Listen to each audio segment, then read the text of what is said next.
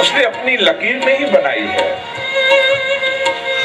वो उस परमात्मा की हर लकीर में से मौज लेना चाहता है, हर तरफ से आनंद लेना चाहता है।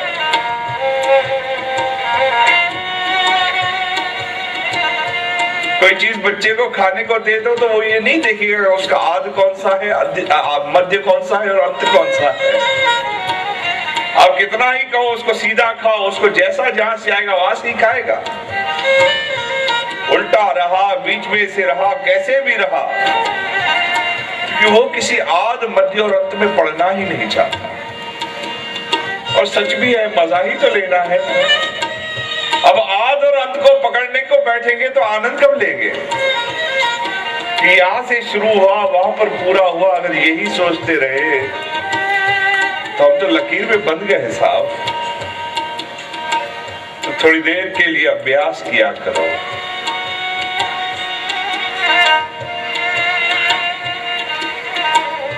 रोज भगवान के सामने खड़े तो हो जाते हो, तो भी वही, वो भी वही, और प्रार्थना का स्वरूप भी वही।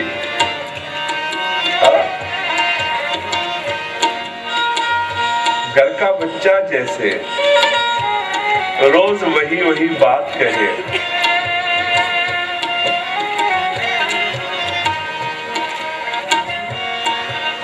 मम्मी एक बात कहो, आज दूध नहीं पियो, चुपचाप पी, चुपचाप पी, पीना पड़ेगा, मारूंगी।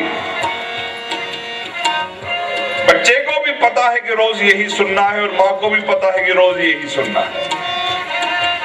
दोनों में कोई अंतर नहीं है। दोनों सवेरे उठकर यही कहते हैं कि आज दूध पर थोड़ा झगड़ा होगा, पुनः झंझट पड़ने वाला है।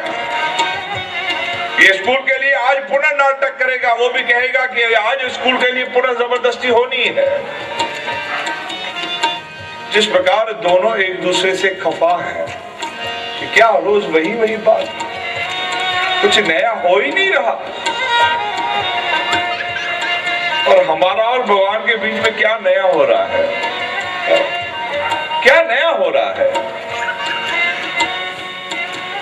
वही हाथ जोड़े एक इच्छाधारी मन खड़ा है और बार बार वही बात कह रहा है, कर्पूर गौरम कर्णावतारम संसार सारम भुजगेन्द्रम। वो भी कहता है कि रोज यही सुनी है आरती मैंने, जय जगदीश हरे। वो भी कहता है कि ये तो सुना है, कुछ नया कह, कुछ नया कह। ये तो भगवान की भाषा हम सुन नहीं सकते, लेकिन अगर उसकी भाषा सुने तो वो कहेगा आज पुनः वही।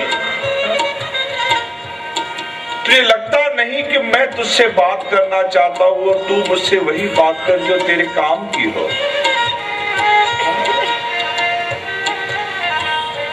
उसे अभ्यास कहा जाता है। ये आरती तो आपको नियम करने के लिए सिखाई गई थी कि जगदीश की पहचान आपको हो जाए, और एक बार जगदीश की पहचान हो जाए, जिसके घर का एक बार पता लग जाए, तो उस पते को बार बार दोहराया नहीं जाता, फिर उस घर में अंदर जाकर उस घर का लाभ लिया जाता है। उस लाभ को लेने को अब मैं अभ्यास कह रहा हूं, और थोड़ा अभ्यास करो। कभी तो उसके सामने मन खोलकर बात करो।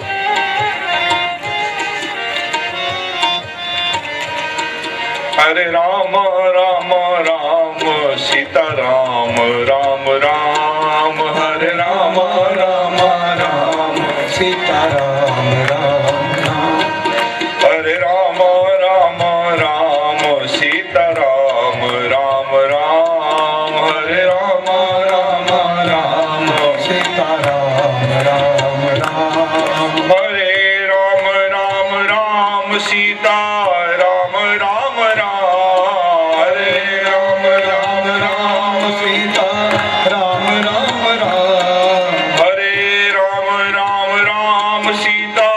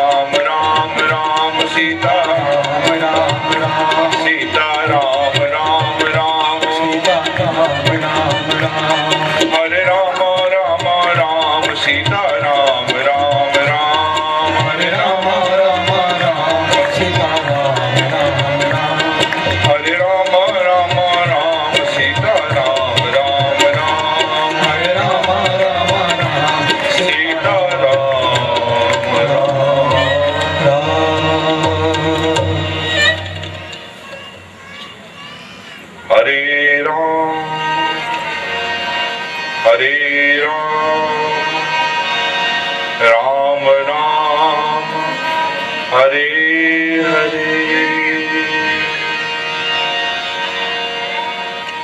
हरे राम राम राम हरे हरे हरे कृष्ण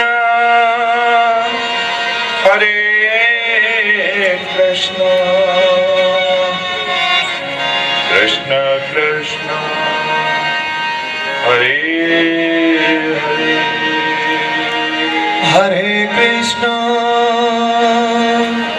हरे कृष्ण कृष्ण कृष्ण हरे हरे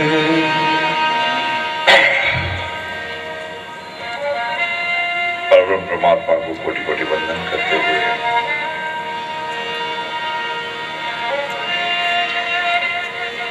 परम गुरुदेव सदगुरु स्वामी पेशुराम साहब जी के 111वें जन्मोत्सव की जो वार्षिक आयोजन है उसके निमित्त हम और आप सत्संग को हम प्राप्त कर रहे हैं।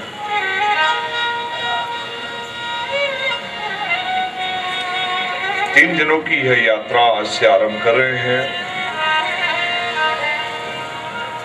मूल रूप से मेरी कोशिश यही है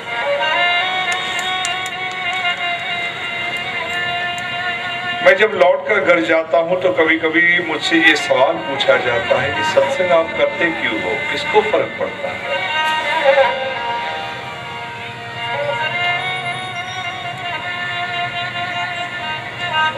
क्या अंतर पड़ता है लोगों को?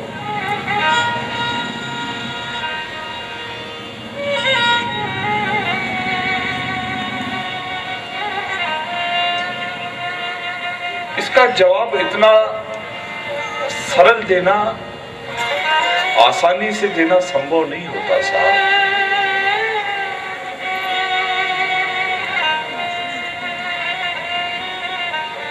सत्संग का, संग का जो परिणाम है वो बहुत धीरे धीरे धीरे धीरे सूक्ष्मता से बढ़ता है।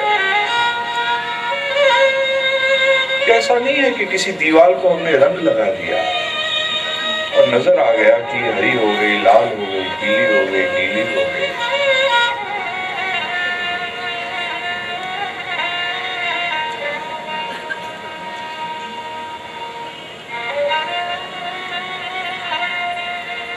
कर्म का प्रभाव तो जीव में धीरे धीरे पड़ता है साहब, धीरे धीरे पड़ता है।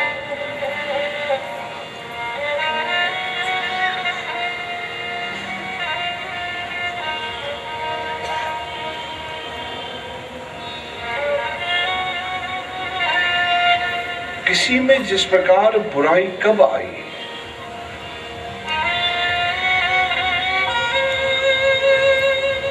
हमारे पास ऐसा कोई रिकॉर्ड है, ऐसा कोई हमारे पास विश्लेषण या ऐसा कोई अपने पास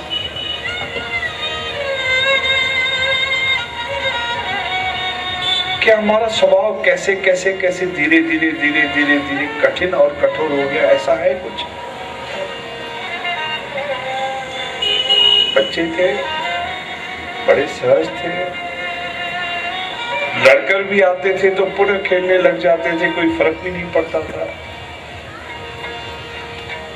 पता चला कि कब गुस्से वाले हो गए, पता चला कब हुआ? कोई तिथि, कोई तारीख, कोई साल, कोई वर्ष, कोई आपको अनुमान भी है कि कितने वर्ष उसमें लगे? जीव का स्वभाव धीरे धीरे धीरे धीरे बदलता है साहब, धीरे धीरे।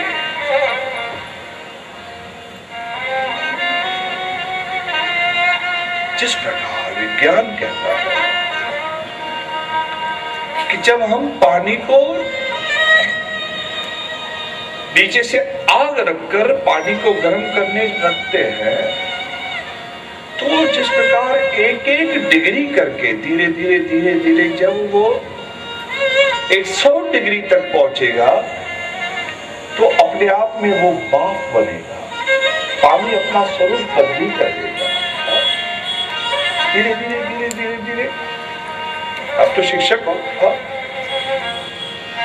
जिस प्रकार या जो बच्चे पढ़ते होंगे उनको तो पता होगा इस बात का कि धीरे धीरे धीरे धीरे जब वो तपन होती है तो तपन के बाद धीरे धीरे धीरे धीरे एक जब वो 99 तक भी रहा तो वो बाप नहीं बनेगा, लेकिन जब वो 100 पर आएगा तब उसमें से कहीं ना कहीं पानी अपना आकार बदल देगा।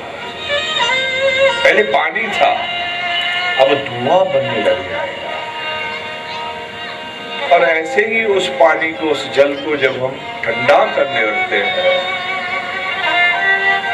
तो आते आते आते आते आते आते जब वो शून्य पर पहुंचता है, when it comes to zero, शून्य पर आता है।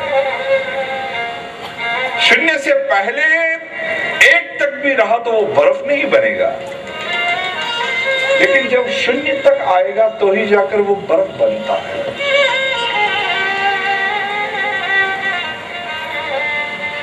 जीव के सद्गुण और जीव के दुर्गुण, ये जीव का स्वभाव जिसे कहा जाए, उसमें भी बड़ी सूक्ष्मता से अंतर आता है साहब। बहुत धीरे धीरे धीरे धीरे धीरे धीरे, या को सरल भाषा में कहूं, आज आप पढ़े लिखे हो लेकिन जिस प्रकार वो अ अक्षर से धीरे धीरे आपको सिखाया गया, तभी जाकर आप पूरा लिखना और पूरा पढ़ना सीख लिए। वहां ये नहीं कहा जा सकता कि एक साथ क्यों नहीं लिखवाया, A to Z एक साथ ही हो जाता, उसका ग्रामर, उसका व्याकरण सब एक ही साथ हो जाता। उसको भी पहले एक सीधी लकीर, एक उल्टी लकीर, एक टेढ़ी लकीर, एक सोई लकीर, ये बाती बाती के लकीरों को जोड़कर सिखाया गया।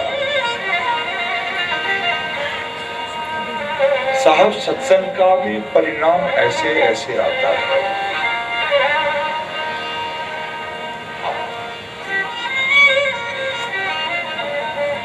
सिर्फ इतना है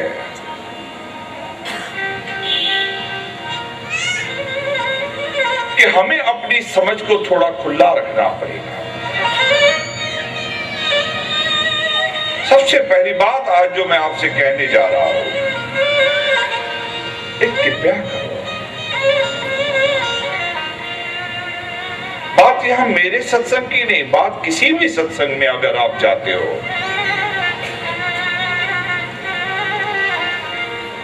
तो जब तक अपने आप को आप खुला नहीं करोगे, हमने अपने आप को पहले तो बांध कर रखा है।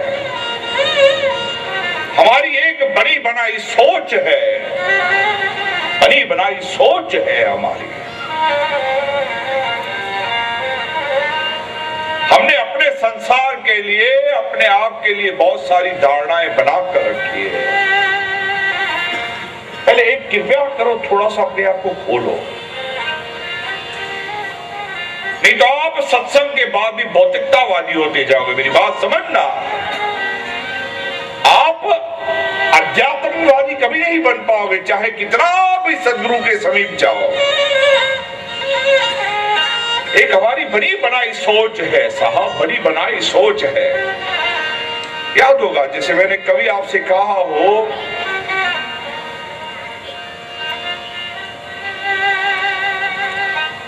जरा समझाने के लिए आपको ये प्रमाण दे रहा हूं, ये मिसाल दे रहा हूं। मैंने कहा है पहले भी कभी सत्संग में इस बात को कि संत एकनाथ महाराज रामायण की कथा कह रहे थे और उस समय हनुमंत जी उनकी कथा सुनने चले। बैठे कथा में, प्रसंग निकला अशोक वाटिका का, और एकनाथ महाराज जी ने ये कह दिया कि अशोक वाटिका में मां बैठी है जानकी जी, और अशोक वाटिका का थोड़ा सा चित्रण बताने लग गए।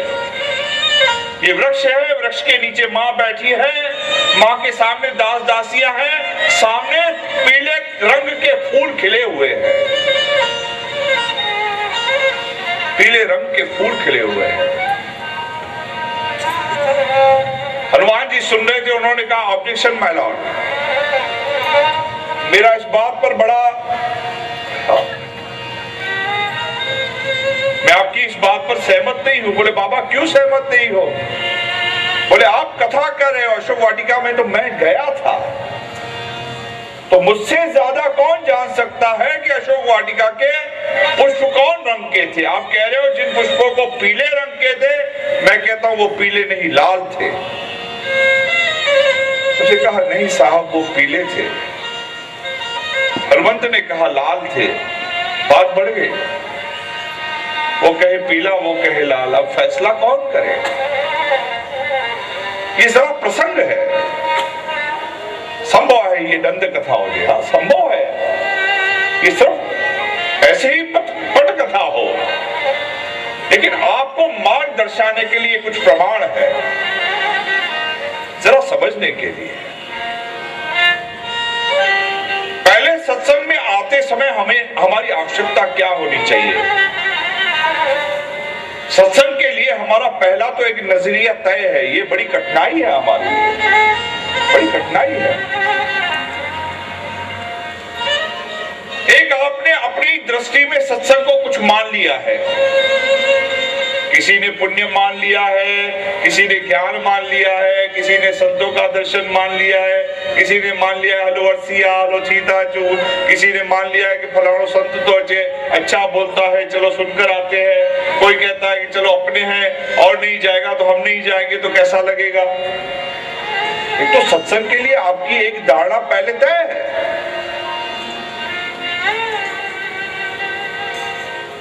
दूसरा आपने तय कर रखा है मैं औरत हूं, मैं स्त्री हूं, मैं नारी हूं, मैं छोटी हूं, मैं बड़ी हूं, मैं बूढ़ी हूं, संसार में मेरा इतना सम्मान है, लोग मेरे को मानते हैं, लोग मुझे जानते हैं।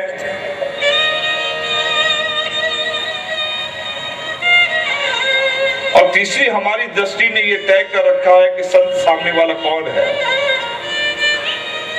ये बड़ा कठिन है साहब, बड़ा कठिन है।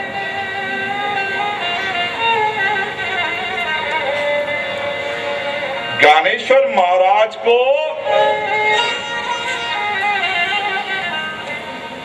उस समय के संतों ने जब विरोध किया,